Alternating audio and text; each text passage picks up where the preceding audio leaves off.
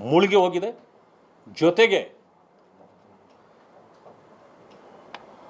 ಬೆಳಗ್ಗೆಯಿಂದ ಸಂಜೆವರೆಗೂ ಒಬ್ಬರ ಕಾಲು ಒಬ್ಬರ ಕೈಯಲ್ಲಿ, ಅಧಿಕಾರ ನನಗೆ, ಅಧಿಕಾರ ನನಗೆ, ಅಧಿಕಾರ ನನಗೆ, ಒಬ್ರಿಗೊಬ್ಬರು ಹೀಗೆ ಮಾಡಿಕೊಂಡು ಇವತ್ತು ಅಭಿವೃದ್ಧಿ ಶೂನ್ಯವಾಗಿರ್ತಿದೆ ಈ ರಾಜ್ಯ. ಆಸ್ಪತ್ರೆಗಳಲ್ಲಿ ಇವತ್ತು ನಾನು ಅನೇಕ ಇದರಲ್ಲಿ ನೋಡಿದೆ, ಆಸ್ಪತ್ರೆಗಳಲ್ಲಿ ಸಿಬ್ಬಂದಿಯೂ ಇಲ್ಲ,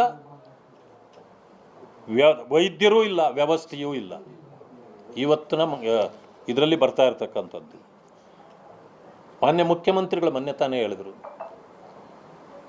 ರೇಪ್ ಆಗಿದೆ ಎಲ್ಲೋ ಅಂತಂದರೆ ಏನು BJP ಕಾಲದಲ್ಲಿ ಆಗಿರಲಿಲ್ವಾ ಅಂತ. ಅಂದರೆ BJP ಕಾಲದಲ್ಲಿ ಒಂದು ರೇಪ್ ಆಯಿತು ಅಂತಂದರೆ ನಿಮ್ಮ ಕಾಲದಲ್ಲೂ ಆಗಬೇಕು ಅಂತ ಇದೆಯಾ? ಅಂದರೆ ನಿಮಗೆ ಈ ರಾಜ್ಯದ ಮೇಲೂ ಹತೋಟಿ ಇಲ್ಲ, ಕಾನೂನು ಸುವ್ಯವಸ್ಥೆ ಹಾಳಾಗಿದೆ. ಅದರಿಂದ ಈ ರೀತಿಯ ಮಾತುಗಳನ್ನು ಹೇಳ್ತಿದ್ದೀರಿ. ನಿನ್ನೆ ತಾನೇ ಮಂಡ್ಯದಲ್ಲಿ ಹೋದ ವಾರ ಆಯಿತು ಅಂದಿದ್ದಕ್ಕೆ ಈ ಮಾತು ಹೇಳಿದ್ರಿ.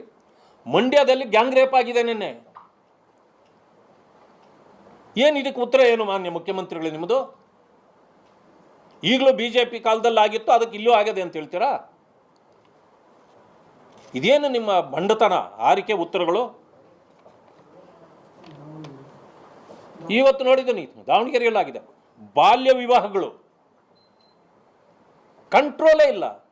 ಏನು ಮಾಡ್ತಿದ್ದ ಡಿಪಾರ್ಟ್ಮೆಂಟ್ಗಳು?